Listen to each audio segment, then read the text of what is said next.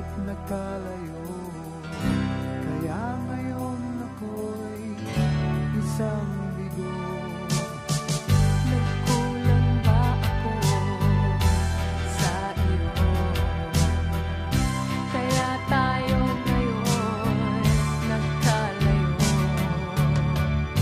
Walang nagawang kasalanan, kundi ang nagmahal sa'yo ng lubusan. Ako'y may natutunan sa aking karanasan. Mali ang magmahal agad ng lubusan.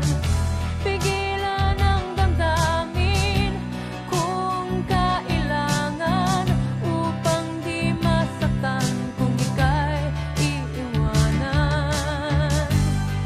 Kasalanan bang mahalin ka ng lubusan, upang ako'y iyong iwanan? Bakit kung sino pa ang totohanan ay siya pa nililisan? Kasalanan ba